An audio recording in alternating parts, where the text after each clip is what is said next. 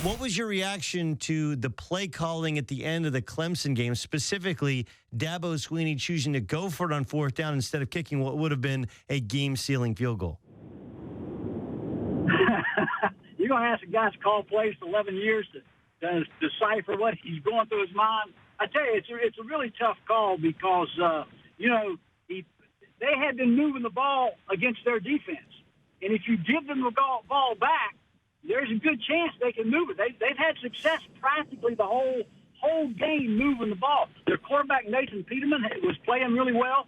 The running game was kind of in sync. So I can see why he went for it, because he did not, at that particular time, feel comfortable with his defense. Okay, so what does this do to – let's start with the ACC, the landscape of the ACC. The rankings are coming out tomorrow. Most people's expectations are for Clemson to still be ahead of Louisville because of head-to-head. Do you agree with that idea? Yeah, I really do. I think Louisville is going to have a hard time. No doubt they've got the most electric guy in college football right now. Beat you with his arm, beat you with his legs. There's very few guys that could do both. A guy like Michael Vick comes to mind. He is that dangerous.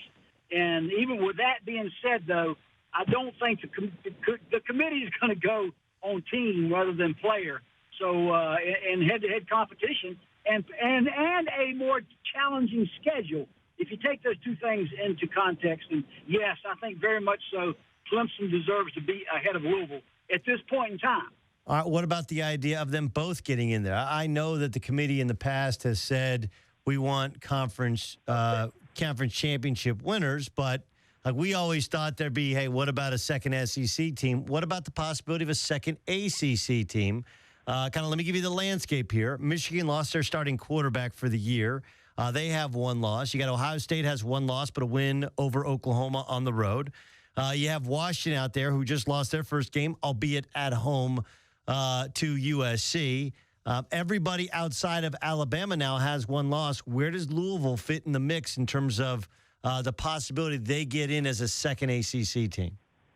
I think Louisville's going to have a hard time jumping a one-loss Michigan, one-loss Alabama if they were to lose, or a one-loss Clemson. I think they can jump a one-loss Washington because of overall strength of schedule, margin of victory, the things that the computer starts spitting out. But now, when you look at Michigan losing their quarterback, yes, they were a little patient with Ohio State when Ohio State lost theirs, and all of a sudden, I know the timing's different, but they played pretty good. A lot of times when you lose a guy, you really challenge your team to everybody pick up the slack. Running backs, defense, can y'all pick up the slack and lose a good quarterback? And Ohio State responded along those tunes, and I think Michigan might have at least the talent to do that. So I think they'll be a little bit more patient with Michigan than just to spit them out because they lost that quarterback, and see what plays out in the next couple of weeks. So I see Louisville right now having a hard time to get in with the only one-loss team I think they can surpass would be Washington. Yeah, I guess the only team out there, Tommy Bowden, ACC Network joining us, the only team out there with one loss that nobody's talking about is West Virginia. And look, West Virginia did not play an especially challenging schedule out of the league. Missouri's from the SEC, but they're terrible. But they got Oklahoma at home, at Iowa State, and then Baylor at home. What do we do if West Virginia ends up with just one loss in a Big 12 championship? Yeah, that's my alma mater. There's nobody I'd love to see better going in than West Virginia. And I think what's going to come back to haunt the Big 12, and it's that no championship game because, to be honest with you, Louisville's schedule and West Virginia's schedule is going to be very comparable, I think, when it's all said and done at the end.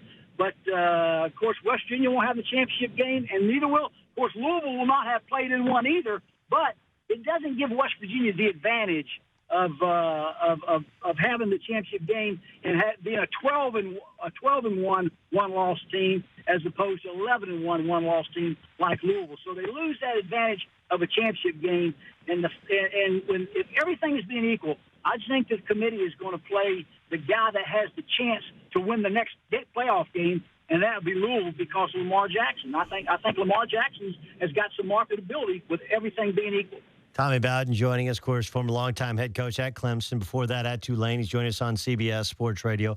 I want you for a second to take away what you've learned and what you think about the committee, and just ask you as a football man from an incredible football family, who do you think are actually the 4 best teams in the country? I actually vote on a poll that the committee considers, and I only vote on the top 4. The way I voted the top 4 this week was Alabama, Ohio State, Clemson, and Michigan.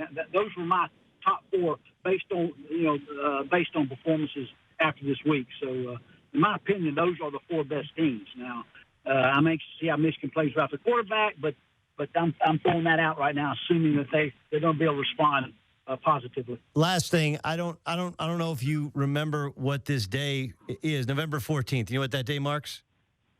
My father's birthday is November 8th, but give me a hint on this November 14th. Well, I saw the movie We Are Marshall, and of course, it talked about your dad, who was then the head coach at West Virginia. Of course, this is the day of the plane crash. You were, I'm going to say, 16 years old with the Marshall plane crash, right? Yeah, right around there. That was, right around there. I remember it very well because it obviously hit the heart of the nation, but we happened to be living in West Virginia, and my father actually had a chance to go to Marshall as the head coach before that plane crash. Yeah, so what do you recall about, again, you're in high school, and you're in the state of West Virginia, and Marshall's team dies in a tragic plane crash. What do you remember personally about that day?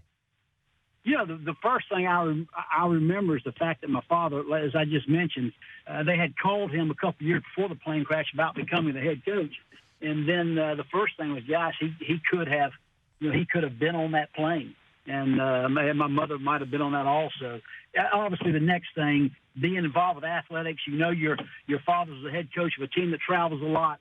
Then you're concerned about a lot of teams are traveling the same way under similar circumstances. So those are the things that came to my mind simply because I had a family that worked in the same environment.